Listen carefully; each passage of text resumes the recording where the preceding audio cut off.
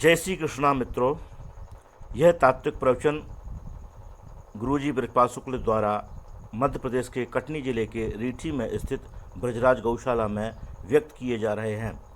ब्रजराज गौशाला की स्थापना वर्ष 2011 में निराश्रित बीमार गौवंश की सेवा हेतु की गई थी, जिसमें अशोक अवस्थी, जयप्रकाश अवस्थी, नर्मदा सोनी, यजवंत सिंह राजपूत, अखिलेश उपाध्याय के द्वारा गौ सेवा की जा रही है। आप ब्रजपाल शुक्ल जी महाराज के तात्विक प्रवचन हमारे यूट्यूब चैनल ब्रजपाल शुक्ल जी महाराज पर नित्य नए विषय पर चिंतन महाराज की मुखारबिन से सुन ही रहे हैं। आप हमारे यूट्यूब चैनल को सब्सक्राइब करें, लाइक करें और अधिक से अधिक शेयर करें। आप बोले वृंदावन बिहारी लाल की जय। आप लोग सोचते होंगे कि भारतवर्ष ही एक भारतवर्ष है, लेकिन ऐसा नहीं है। 9 वर्ष हैं इसी लोक में, 9 वर्ष हैं। जम्बू द्वीप ये भारतवर्ष है, इला वर्ष भी है, हरि वर्ष भी है, किम पुरुष वर्ष भी है। तो हरिवर्ष में भगवान नर नारायण की उपासना होती है। हिरण्यकशिप के पुत्र प्रहलाद जी बड़े प्रसिद्ध हैं।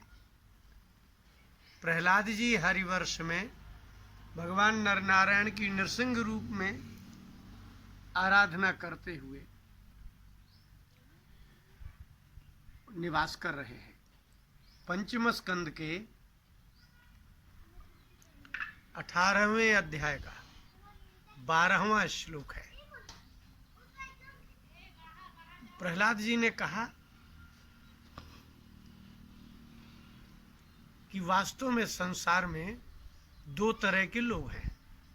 एक तो सद्गुणी लोग हैं और एक दुर्गुणी लोग हैं। सद्गुणी लोग सद्गुणी क्यों हैं? अच्छे लोग अच्छे क्यों हैं? तो दुर्गुणी लोग बुरे क्यों हैं? उसका क्या कारण हो सकता है? विचार करने जैसी बात है वो कि ये संसार 2 प्रकार का दिखाई दे रहा है। तो आपको ऐसा कैसे हो सकता है?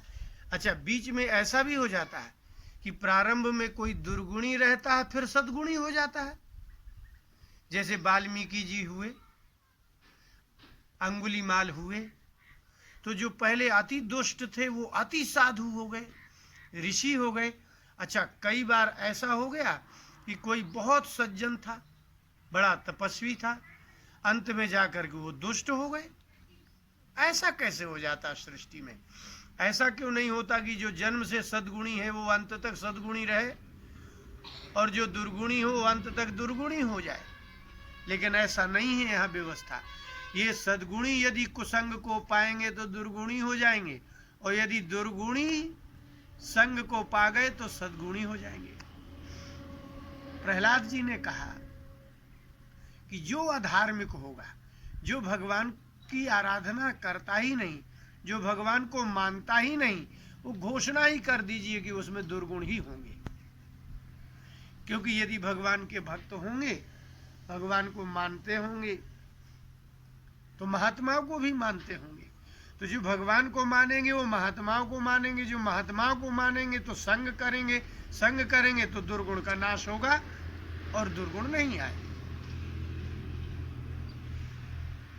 वही पंचम स्कंद के 18वें अध्याय का 12वां श्लोक प्रहलाद जी ने कहा, यस्यास्ति भक्तिर भगवत्य किंचना सर्वैः गुणैस्तत्र सुरासते समासते सुराः। सर्वैः गुणैस्तत्र समासते सुराः। हराव भक्तस्य कुतो महद्गुणाः मनोरथेना सति धावतो बहिः। यह सद्गुणी कौन होगा? यस्यास्ति भक्तिर भगवत्य किंचना। जिस मनुष्य के हृदय में भगवान के प्रति अकिंचना भक्ति होगी, याचना नहीं होती है जहां, उसको अकिंचना भक्ति कहते हैं। किंचन माने कुछ भी, और अ लगा दीजिए तो अकिंचन माने कुछ भी नहीं चाहिए भगवान के अलावा। हाँ, अब भगवान को जो करना है वो करें, दुख दे तो अपने कर्म का फल है, और यदि सुख मिला तो भगवान की कृपा है, ऐसा ही मानते हैं वो। इन्हीं को अकिंचन भक्त कहते हैं, माने कुछ चाहते ही नहीं है, पत्नी नहीं, पुत्र नहीं, शारीरिक सुख नहीं, यश नहीं, प्रतिष्ठा नहीं। ऐसे व्यक्ति जो होंगे भगवान के भक्त होंगे, उनके सर्वै गुणैः तत्र समासते सुराः, उनके हृदय में सभी देवता सभी गुण निवास करते हैं। इसलिए ऐसे आदमी को लोग देवता जैसा पूजते हैं।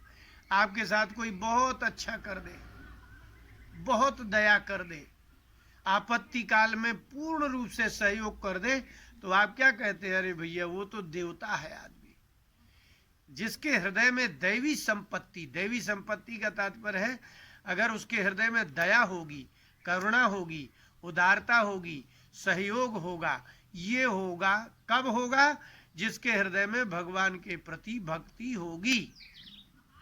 और बोले जिसके नहीं होगी वो, तो बोले हराव भक्तस्य कुतो महत् गुणः।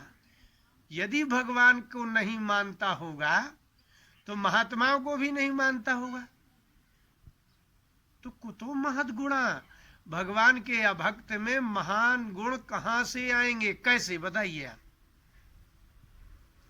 जैसे आपसे कोई कहा जाए कि कोई कलर दिखाइए, तो बिना वस्तु के कलर दिखागे बताइए आप कलर कैसे दिखाएंगे? कोई साधन है आपके पास? तो गुण जो होता है वो किसी वस्तु का आधार लेता है, गुणी का आधार लेता है। तो यदि आपसे कहा जाए काला कलर दिखाइए, नीला कलर दिखाइए, तो आप जो दुकान में मिलता है वो धूल जैसा, तो वो भी पृथ्वी तत्व है, उसमें कलर दिख रहा है। पृथ्वी के किसी भी पदार्थ को लाए बिना, पानी ना हो, पृथ्वी का कोई पदार्थ ना हो और आप कलर दिखा के बताइए, तो नहीं ला सकते आप। इसलिए गुण सदा गुणी के ही होते हैं।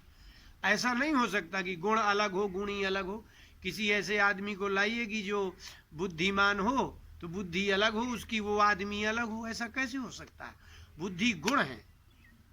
इसलिए जो 24 गुण होते हैं, जैसे कोई वस्तु वजनी है तो गुरुत्व वजन उसका गुण है।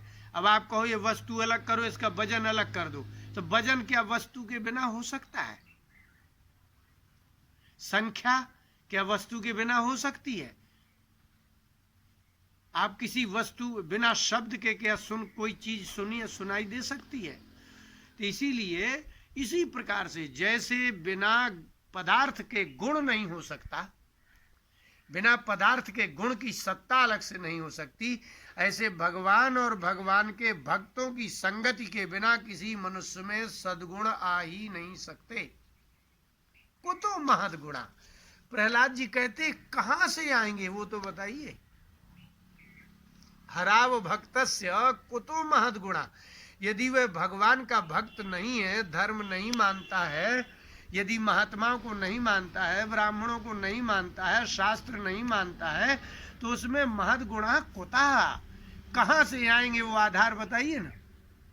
इसलिए जिस व्यक्ति को कभी स्कूल ना भेजा गया हो, कभी पुस्तकों से भेंट ना हुई हो, पढ़े लिखे शिक्षक से कभी मिला ना हो, तो वन प्रदेश में रहने वाला व्यक्ति से आप आशा कैसे कर सकते हैं कि इससे जाकर के किताब दे दो कि लो भैया पढ़ करके सुनाओ? कहाँ से पढ़ेगा वो बताइए ना।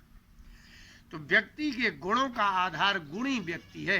किसी गुणी व्यक्ति का यदि संग नहीं होता, आप में कोई गुण आ ही नहीं सकता। इसलिए नीति में लिखा, भर्तहरि जी ने नीति शतक में कहा, संसर्गजाः दोष गुणाः भवन्ति। यदि किसी में गुण आएंगे तो किसी की संगति से ही आएंगे, अपने आप नहीं आ सकते। यदि दुर्गुण आएंगे तो किसी की संगति से ही आएंगे।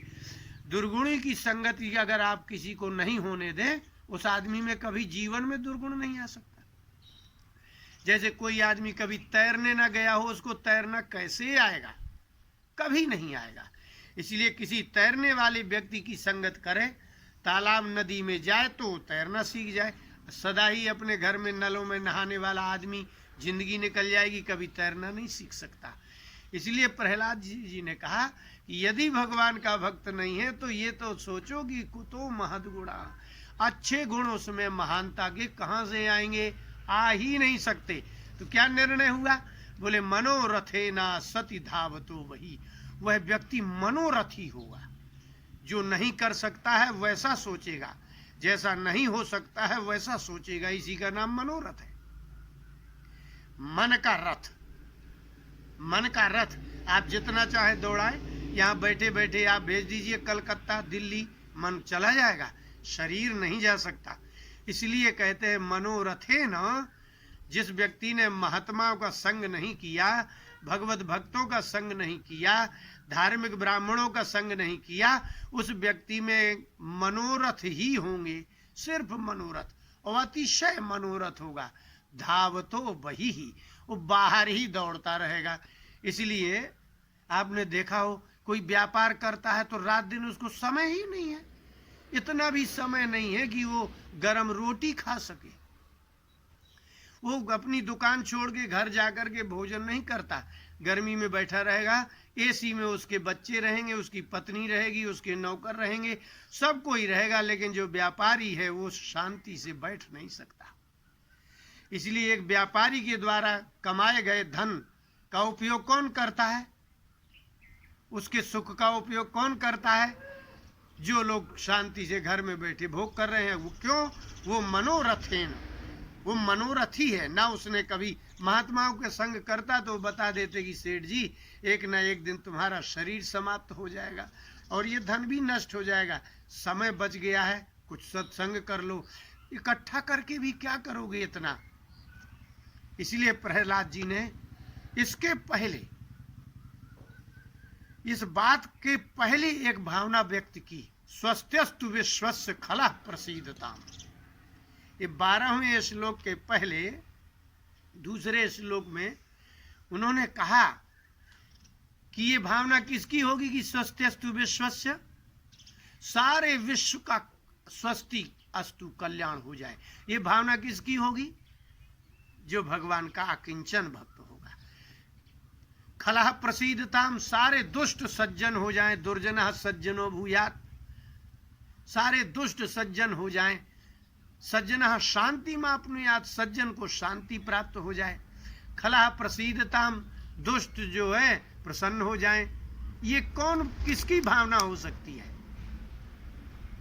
ध्यायन्तु भूतानि शिवम मिथो धिया, सारे जीव, सभी मनुष्य, भूतानि सभी प्राणी, मिथा परस्पर अपनी बुद्धि में एक दूसरे का शिव कल्याण ही सोचें।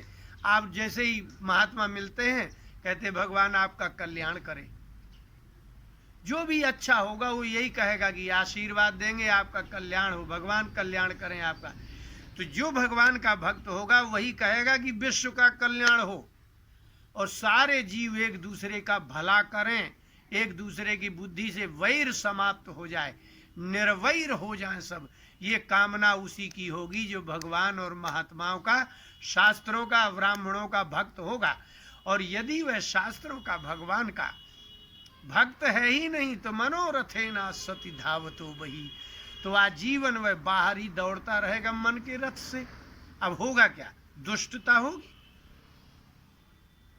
रावण तपस्या करके निकले, लोगों ने सोचा कि वाह ऐसी तपस्या तो आज तक किसी ने नहीं की।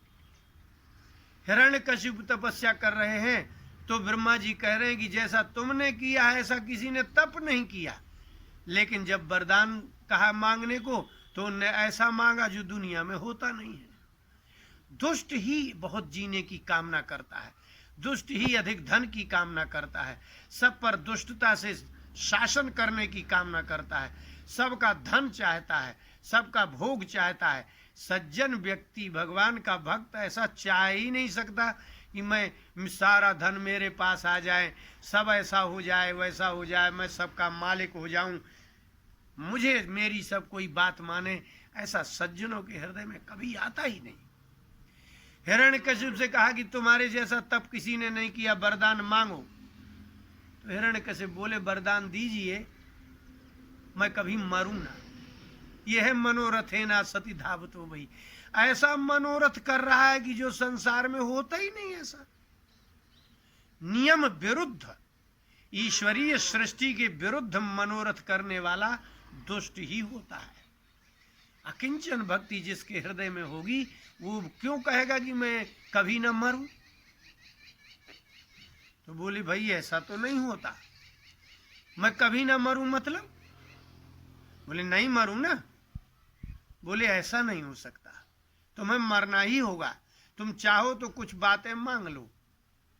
हाँ बोले तो मैं इससे ना मरूं, इससे ना मरूं, दिन में ना मरूं, रात में ना मरूं, अस्त्र से ना मरूं, शस्त्र से ना मरूं। तो जिससे जिससे संसार के लोगों की मृत्यु होती है उसने अपनी बुद्धि से सारी मांग लिया। न पशु से मरूं, न पक्षी से मरूं, न मनुष्य से मरूं, न देवता से मरूं, न दानवों से मरूं। अब हो गया, अपनी समझ से सारी बुद्धि लगा दी कि मैं अब मरूंगा ही नहीं। लेकिन सृष्टिकर्ता विलक्षण है। बोले तुमको हमने बनाया है, तुम सोच भी नहीं सकते। इसलिए भगवान ने प्रहलाद के रूप में उत्पन्न हुए हैं। इसलिए गीता में भगवान ने कहा प्रहलादश्चास्मि दैत्यानाम, मैं दैत्य के यहाँ जो पैदा हुआ हूँ मैं प्रहलाद हूँ। मैं प्रहलाद कोई दैत्य नहीं है। प्रहलाद दैत्य के यहाँ जो पैदा हुआ है भक्त वो मैं हूँ। इसलिए भगवान ही भक्त के रूप में अवतरित होकर के, इसलिए भक्त का अवतार भगवान का अवतार है। इसलिए भक्तमाल में कहा जाता है भक्ति भक्त भगवंत ये तीनों बपू एक हैं। चतुर नाम बपू एक, चार नाम हैं, शरीर एक है। तो भक्त भी तो भगवान का ही स्वरूप हुआ ना। इसलिए प्रहलाद ने कहा कि हमारी तो ये कामना है, हमारे पिताजी की कुछ भी रही हो लेकिन हमारी ये कामना है। क्या कामना है? बोले स्वस्त्यस्तु विश्वस्य, सारे संसार का कल्याण हो जाए। होता नहीं है, भक्त के कहने पर भी ऐसा होता नहीं है। लेकिन इसलिए कहा है कि यस्यास्ति भक्तिर भगवत्य किंचना, जिस मनुष्य का भक्तों से संबंध होगा, भगवान से संबंध होगा, धर्म से संबंध होगा, शास्त्रों से संबंध होगा, नियम संयम ब्रह्मचर्य से संबंध होगा, उस व्यक्ति में सारे देवताओं के गुण समाहित हो जाते हैं। तो जैसे देवता होते हैं, कैसे होते हैं देवता? समय पर आपको पानी बरसा देते हैं, पानी बरसाते हैं तो आपके यहाँ खेती हो जाती है। आप कभी किसी देवता की उपासना करते हैं, लक्ष्मी नहीं है, लक्ष्मी जी की उपासना करिए, इंद्र की कुबेर की उपासना करिए तो वो देते हैं। तो जैसे आराधना का फल देवता देते हैं, संसार को वायुर्वै क्षेपिष्ठा देवता है, वेद कहते हैं वायु देवता है, इसलिए आपको श्वसन क्रिया में इतने लोगों को जीवित रखे हैं। जल देवता है। तो इसका तात्पर्य ये निकला कि जो व्यक्ति धार्मिक होगा, धर्म को मानता होगा, अपने कर्तव्य को करता होगा, भगवान को मानता होगा, उसमें दया, क्षमा, उदारता इत्यादि सभी प्रकार के गुण सहित देवता उसके हृदय में निवास करते हैं। इसलिए वह महात्मा जिसके घर जाएगा वहाँ स्वस्त्यस्तु विश्वस्य, वो सारे विश्व का कल्याण हो ऐसी कामना ही उसकी रहती है। लेकिन हराव भक्तस्य, आपको भगवान से कोई संबंध ही नहीं है तो कुतो महद गुणा, यही बता दीजिए कि आप में महान गुण आ ही कहाँ से जाएंगे। इसलिए श्रेष्ठ पुरुषों के संग के बिना आपके कभी सद्गुण नहीं हो सकते। दुष्टता जन्मजात है। वल्लभाचार्य जी ने कहा जीवा स्वभाव तो दुष्टा। आपने देखा होगा एक जो है कुतिया 3-4 पिल्लों को दूध पिलाती है, उसमें से जो ताकतवर होता है वो दूसरे पिल्ले के सिर पर चढ़ के छुड़ा के स्वयं दूध पी लेता है। आपने मनुष्यों में भी देखा होगा, एक भाई दूसरे भाई पर अत्याचार करके उसके जमीन आदि छुड़ा लेता है, मुकदमा कर देता है। तो ऐसा थोड़ी है। तो जीवा स्वभाव तो दुष्टा, जीव जन्म जात ही दुष्ट है। लेकिन यदि वाल्मीकि मिल जाते हैं सनकादिकों से तो उनकी दुष्टता छूट जाती है। नारद जी से मिल जाते हैं, दुष्टता छूट जाती है। कुबेर के पुत्र नलकूबर और मणिग्रीव नारद जी से मिले, यमलार्जुन बने, भगवान का दर्शन हो गया, छूट गए। गजेंद्र पूर्व जन्म में शापित था, छूट गया। तो यदि श्रेष्ठ गुण होंगे तो मात्र उसी में होंगे जो भगवान और महात्माओं को और वेद को, उनके नियम को, संयम को, अपने कर्तव्य को समझता होगा। जो स्त्री ऐसी होगी तो उसमें श्रेष्ठ गुण होंगे, यदि पुरुष ऐसा होगा तो श्रेष्ठ गुण होंगे। और जो इनका भक्त नहीं, इनकी संगति प्राप्त नहीं, तो वह दुष्ट ही होगा, लोभी ही होगा, कामी ही होगा, क्रोधी ही होगा, ईर्ष्यालु भी होगा, द्वेषी भी होगा, अहंकारी भी होगा। इसलिए श्रेष्ठ पुरुष के पास धन आता है तो सबको खिलाते हैं, भंडारा करते हैं, अन्न क्षेत्र चलाते हैं। लेकिन किसी नीच के पास धन आता है तो क्या करता है? क्या करता है बताइए? तो जो नीच के पास धन आता है तो बस साम्राज्य फैला देता है। उसके साम्राज्य में गुंडे पैदा हो जाते हैं, इतने गुंडे हो जाते हैं कि हफ्ता वसूलने लगते हैं। इसलिए कहा जाता है कि विद्या होगी अगर दुष्ट में तो विवाद करेगा। विद्या विवादाय धनम मदाय, धन होगा तो अहंकार करेगा। शक्ति परेशान परिपीडनाय, यदि दुष्ट में शक्ति होगी तो दूसरे को दुख देगा। लेकिन यदि यही ज्ञान, यदि विद्या किसी श्रेष्ठ पुरुष में होगी, भगवान के भक्त में होगी, तो विद्या का दान करेंगे, ज्ञान देंगे। और यदि धन होगा तो दान करेंगे, और शक्ति होगी तो दूसरों की रक्षा करेंगे। विद्या विवादाय धनम मदाय शक्ति परेशान परिपीडनाय खलस्य साधोर विपरीत में तत्। खल के पास यदि विद्या होगी तो विवाद करेगा, धन होगा तो गुंडे पैदा करेगा, शक्ति होगी तो दूसरों को परेशान करेगा। लेकिन साधो हो, यदि किसी श्रेष्ठ पुरुष, साधु पुरुष के पास होंगे तो विद्या से ज्ञान होगा, धन से दान होगा, और शक्ति दूसरों की रक्षा में होगी। ज्ञानाय दानाय च रक्षणाय। इसलिए जो भगवान के भक्त होंगे उनके यहाँ ही धन का सही उपयोग हो रहा होगा, विद्या का सही उपयोग हो रहा होगा, और शक्ति का सही उपयोग हो रहा होगा। इसलिए प्रहलाद जी ने कहा, जो भगवत भक्त नहीं, जो ब्राह्मण भक्त नहीं, जो शास्त्र भक्त नहीं, देवता भक्त नहीं, उस व्यक्ति में महद गुण, श्रेष्ठ गुण कहाँ से आएंगे? बिना संगति के तो गुण आ ही नहीं सकते। बोले वृंदावन बिहारी लाल की जय।